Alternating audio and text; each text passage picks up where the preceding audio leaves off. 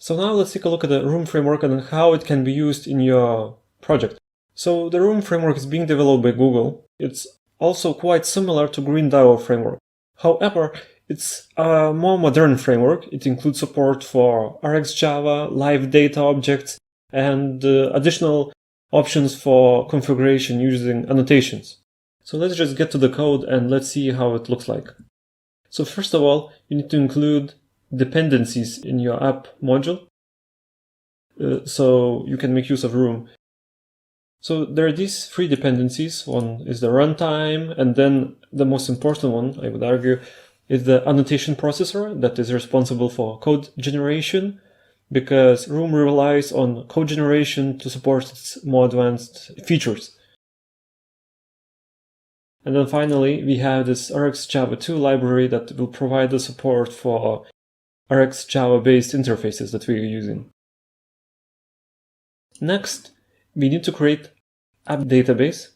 App database is this object, which basically tells Room what kind of repositories we would like to introduce in our code. So here we see only a single repository. It's called Room Portfolio Repository. We're going to take a look at it in a short while.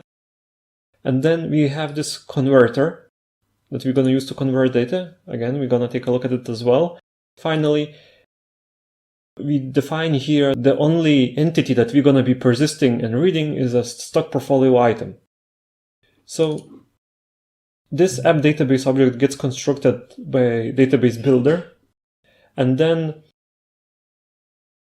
we also define in this module that we're going to use app database to provide our code with Room portfolio repository instance. So now let's take a look at the converters. Since we're using in our code date objects and big decimal objects, we need to show Room framework how we can convert between each other. So here we can see that we will store date in long value format, and when we're going to receive long value for the field of type date, we're going to use date constructor to create a new date instance. Similarly, we're going to use date object to convert it back to the long format by calling getTime method. So something similar is done with big decimal. Again, we're going to store our values in plain string. And now we can take a look again at the app database. And from here, we can go to stock portfolio item. So stock portfolio item needs this entity annotation. So it's shown that this class can be saved in the Room database. So here we can see it's using entity annotation from Room framework.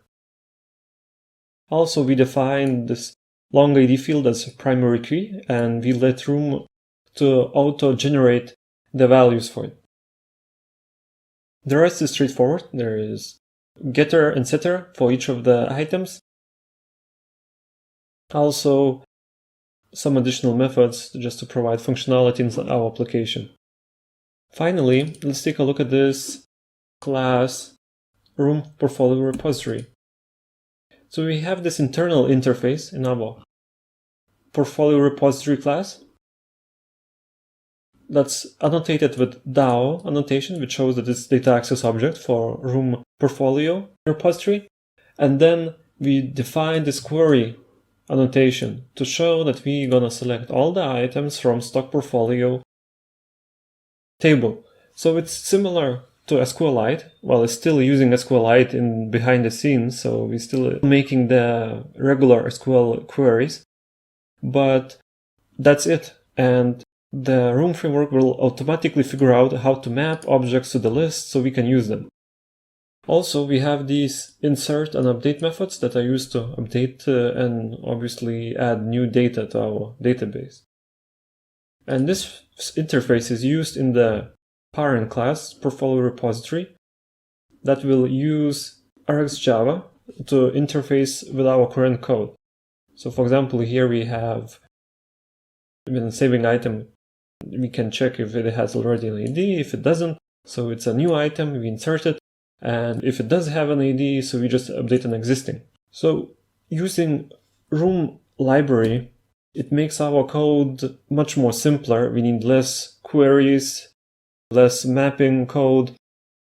It just streamlines the development.